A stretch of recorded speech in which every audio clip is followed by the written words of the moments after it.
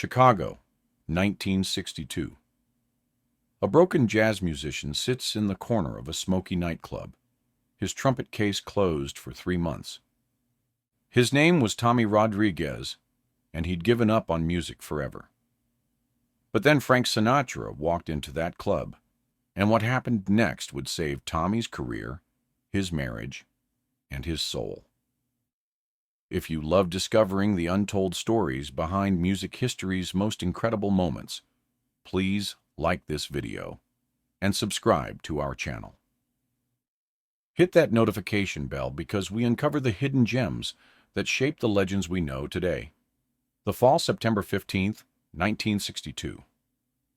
Tommy Rodriguez sat at the Bluebird Café, staring at his untouched whiskey.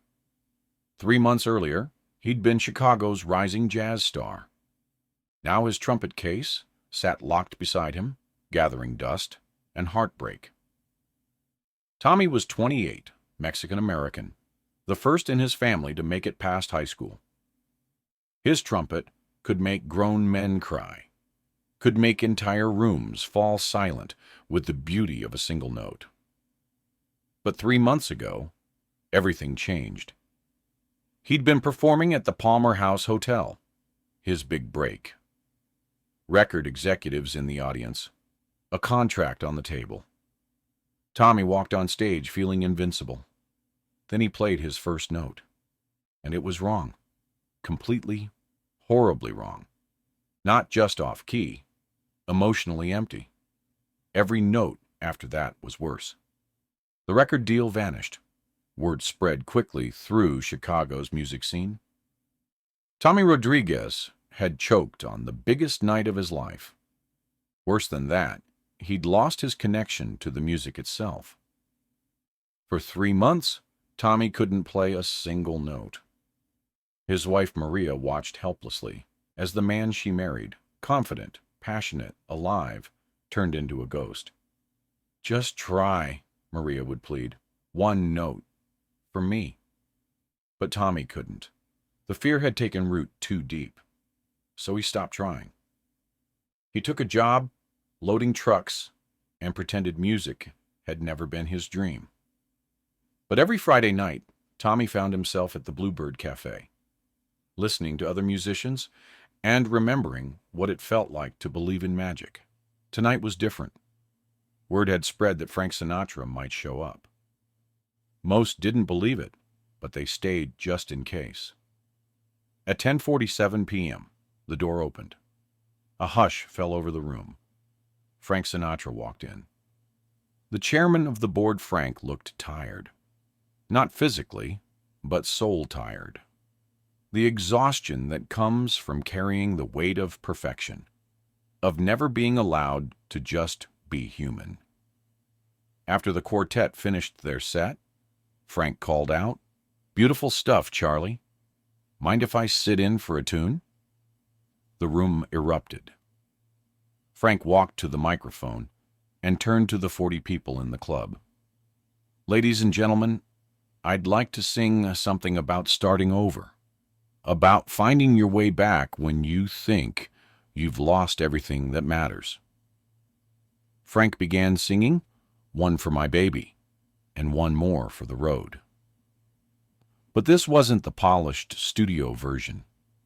This was raw, personal, like Frank was singing about his own heartbreak.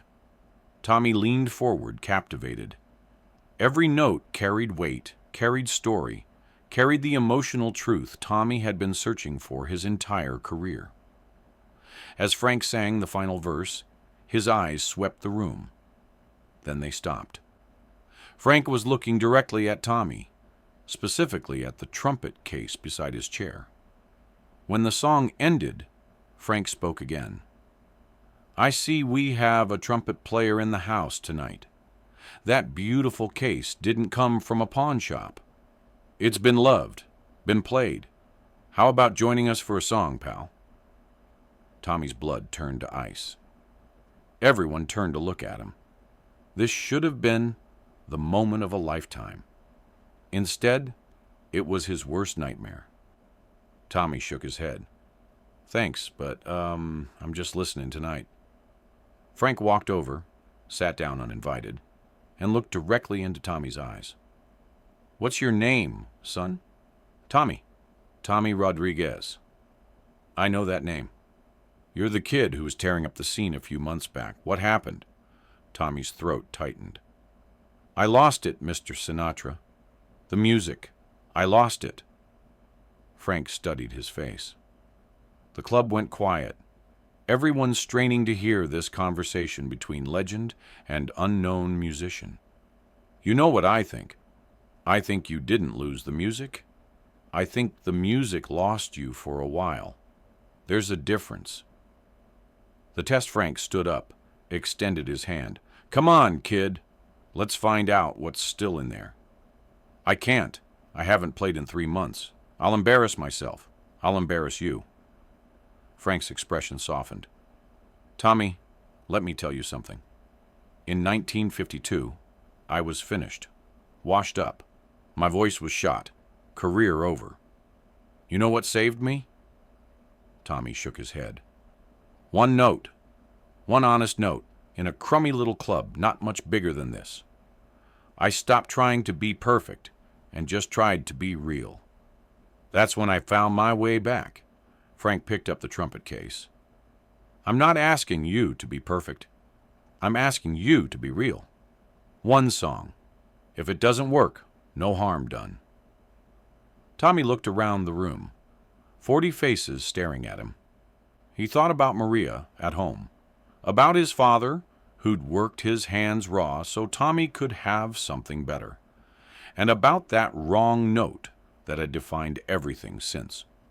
Tommy opened the case. His trumpet gleamed in the dim lights. He picked it up, felt its familiar weight. What song? Tommy asked quietly. Frank smiled. Something that matters to you. Something true. Tommy walked to the stage. Body and Soul, in B flat, he told the pianist. The room was absolutely silent. Tommy raised the trumpet, closed his eyes. For a moment, he was back at that Palmer House stage, feeling the fear of failure. Then he opened his eyes and saw Frank looking at him with understanding. Frank had been where Tommy was. Tommy took a breath and played the first note of Body and Soul. It was perfect. Not technically perfect.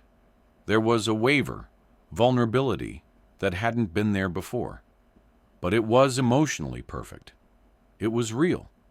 It carried 3 months of pain, doubt, slowly finding his way back to hope. With each note, Tommy felt pieces of himself returning.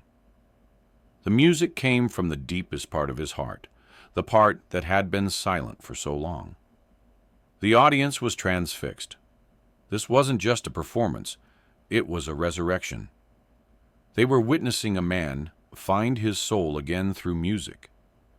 When the last note faded, silence lasted several seconds. Then Frank stood and began applauding, and the room exploded in appreciation. Frank walked to the stage, put his arm around Tommy's shoulders. Ladies and gentlemen, you've just witnessed something rare.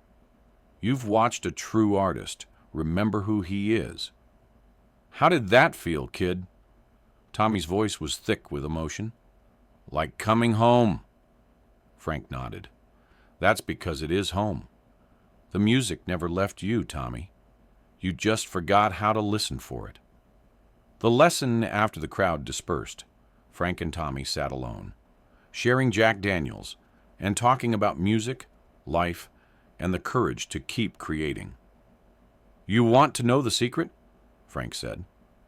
The secret isn't never failing. The secret is failing with dignity and getting back up with grace. When I was down and out in 52, I thought the music had abandoned me. But the music doesn't abandon you. You abandon the music when you stop trusting yourself to be imperfect. Frank leaned forward, his blue eyes intense. That wrong note 3 months ago? That wasn't the end of your story. That was the beginning of your real story, where you learn that perfection isn't the goal. Truth is, Tommy felt the shame he'd carried begin to dissolve. Maybe his failure hadn't been the end. Maybe it had been the beginning of something better. Frank pulled out a business card. "Here's my manager's number. Call him next week. Tell him Frank said you've got something worth hearing." "Don't say anything," Frank said, standing to leave. "Just play. Play like tonight, with your whole heart, with all your scars, with everything that makes you human. That's what the world needs." Frank paused at the door. "And Tommy? That wrong note? Keep it. It taught you something perfect technique never could. It taught you how to find your way back home." The return, Tommy drove home with his trumpet case and Frank's card.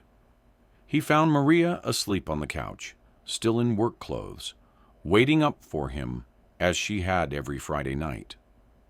Instead of waking her with words, Tommy picked up his trumpet and began playing "The Way You Look Tonight," the song from the night he proposed.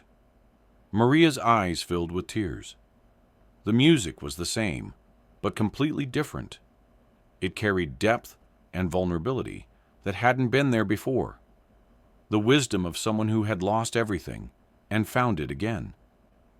When he finished, Maria touched his face. "Welcome home, my love." Tommy called Frank's manager the next week.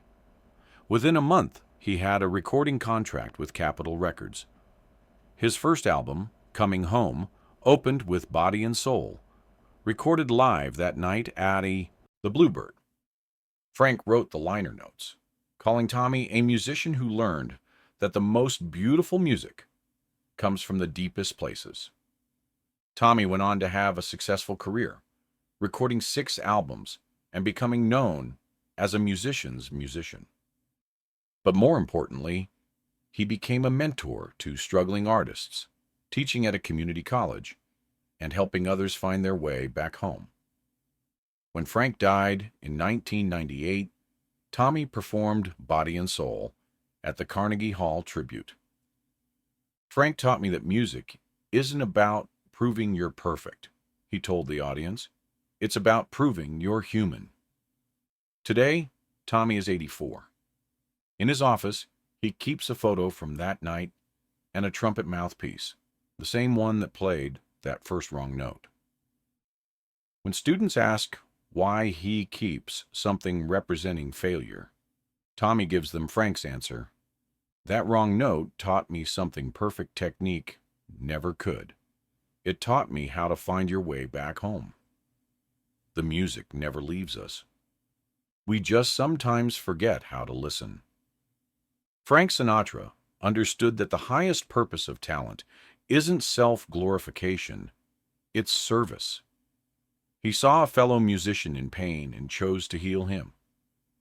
That lesson continues today, in every classroom where Tommy teaches, in every note his students play, and in every heart that finds courage to try again after failing.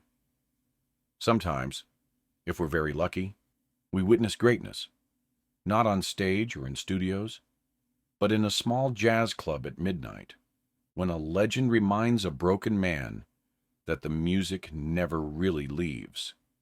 It just waits for us to find our way back home.